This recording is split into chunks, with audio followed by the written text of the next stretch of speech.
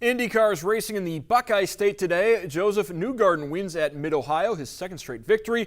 Will Power finishes second with Ohio native Graham Rahal taking third, while in NASCAR, Kyle Busch ends his drought taking the checkered flag at Pocono.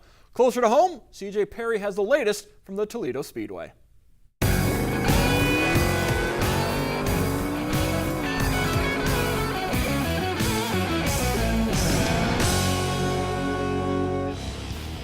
If you were a fan of open-wheel racing, then Northwest and Northeast Ohio was the place to be this weekend.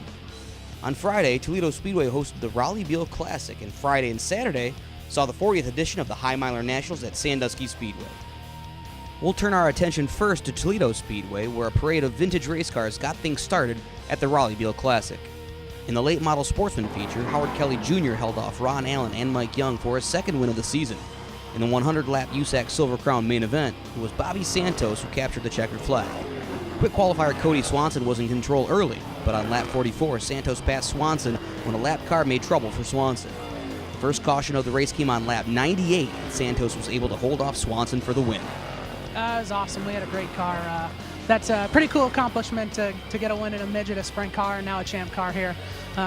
Just really excited. Got to thank my team. They worked hard and gave me what I needed to win the race. Looked like you were biding your time early in the race with Cody. How important is tire management here in these 100-lappers? Yeah, in Silver Crown racing, it's so important. You gotta, the competition's so hard that it's important to get out front, but at the same time, you gotta manage your tires. So it's such a fine line to balance that. Racing Cody, he's so good. So it's a tough balance to push, but to manage your tires. And I guess we hit the balance tonight. Friday night at Sandusky Speedway, it was the Fast 40 with the ISMA Super Modifieds and the prelude to the 100-lap feature on Saturday night. The Modifieds ran to support both nights, and on Friday, after a lengthy rain delay, Joey Wyckoff picked up the win, getting past Sam Bigham and holding off Tyler Schulich, who made one last desperate charge at the end. In the Super Modified feature, Mo Lilji looked like he was shot out of a cannon. He held off the field and nobody really challenged him as the number 74 picked up the win. For the High Miler, it's all about Saturday night, and even the Modifieds were determined to put on a show themselves in support of the Supers. On lap number 2, Tyler Schulich put Nathan Embry into the wall in this crash that looked much worse than it was.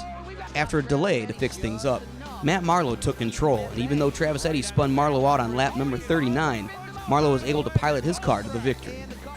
For the headlining Super Modifieds, it was a shaky start filled with cautions, but for Mike Ordway Jr., it really didn't matter.